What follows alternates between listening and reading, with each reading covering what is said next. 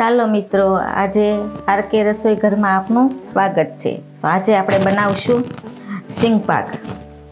તો માંડવી પાક પણ કહેવાય છે અને આ સિંગ પાક પણ કહેવાય છે. તો આ 2 વાટકી આપણે સિંગ લીધી છે, પછી 1 વાટક્યો ખાંડ લીધી છે, 1 વાટક્યો આપણે ટોપરું લીધું છે ખમણેલું, અને પાણી લીધું છે, અને આ એલચી લીધી છે અને ઘી લીધું છે.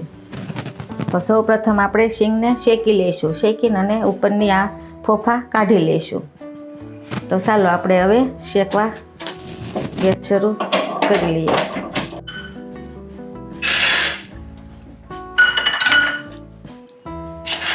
હવે આને આપણે શેકી લઈશું. સારી રીતે શેકાઈ જાય પછી આપણે આને ઉપરથી બધા ફોફા કાઢી લેવાના છે અને ફોફા કાઢીને તૈયાર કરી લઈશું. સિંગ આપણી શેકાઈ ગઈ છે અને ઉપરથી બધી ફોફી આપણે કાઢી લીધી છે. જો તો આ રીતના આપણે તૈયાર કરી લીધી છે. તો હવે આપણે આને મિક્સર જારમાં પીસી લઈશું.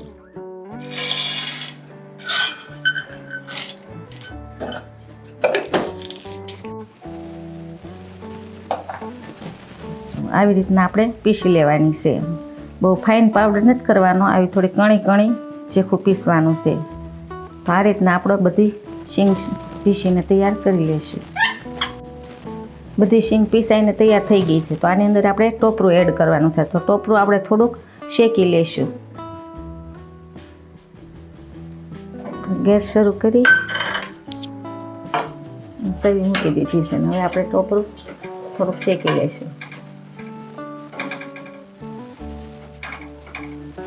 કાસો સ્વાદ ન આવે એટલા માટે.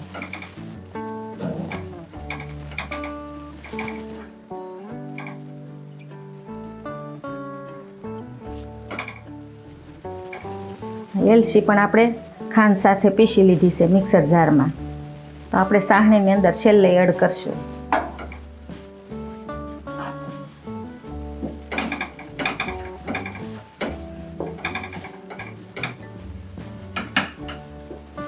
હવે આપણું ટોપરું શેકાઈને તૈયાર થઈ ગયું છે. તો હવે આપણે આની અંદર એડ કરી દઈશું.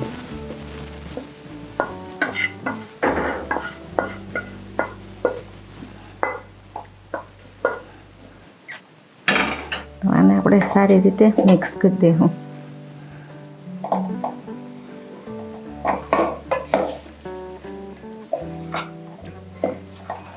આપણું મિશ્રણ તૈયાર થઈ ગયું છે. તો હવે આપણે સાસણી બનાવી લઈશું. તો સૌ પ્રથમ આપણે થોડુંક પહેલાં પાણી એડ કરશું. ખાંડ એડ કરશું.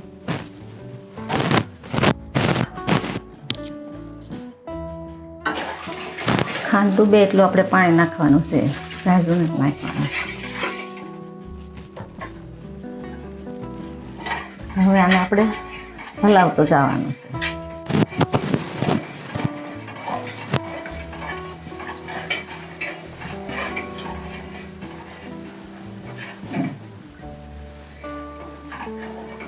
આપણી સાસણી તૈયાર થાય ત્યાં સુધીમાં આપણે થાળીને ઘી લગાવીને તૈયાર કરી લઈશું.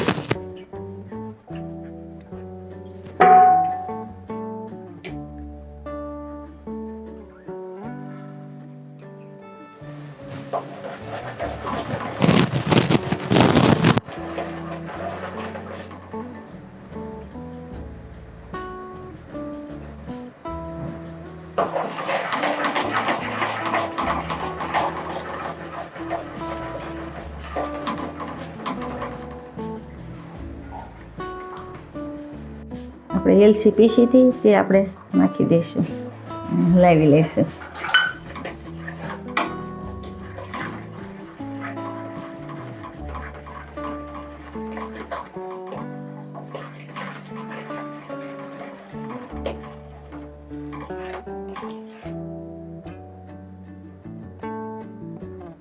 આપણી સાસણી હવે આવી ગઈ છે. જો એક તાર બનવા માંડ્યો છે. હવે આપણે ગેસ બંધ કરી દઈશું. આની અંદર આપણે એડ કરશું.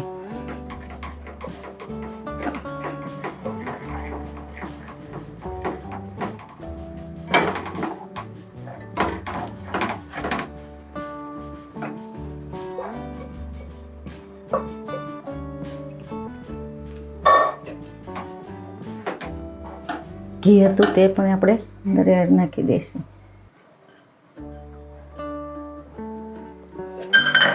હવે આને આપણે સારી રીતે હલાવી લઈશું.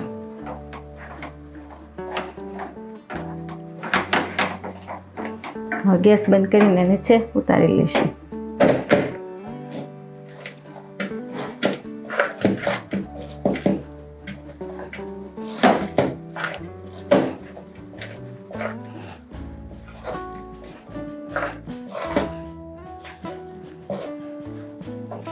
સરસ રીતે મિક્સ થઈ ગયું છે. તો હવે આપણે આને થાળીમાં ઢાળી દઈશું.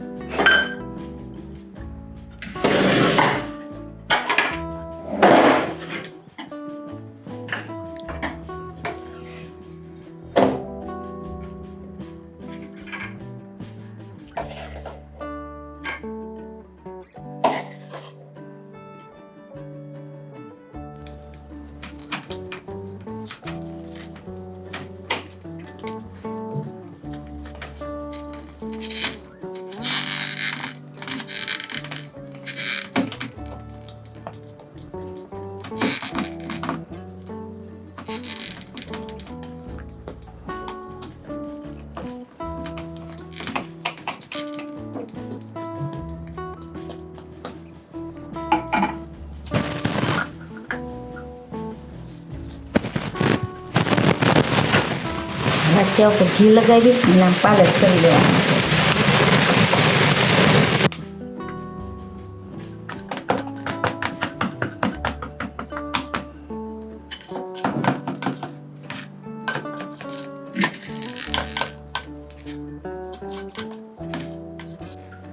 જો આપણો કેટલો સરસ વ્હાઈટ બન્યો છે સિંગ પાક. તો હવે આપણે આને ઠરવા દેવાનો છે, પછી આપણે આના પીસ પાડશું.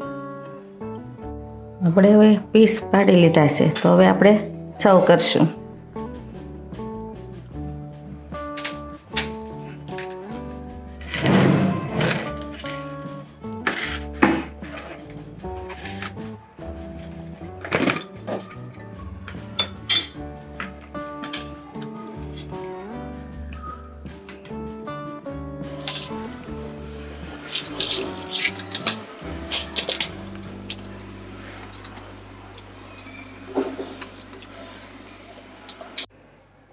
જુઓ કેટલો સરસ પોસો રૂ જેવો બન્યો છે.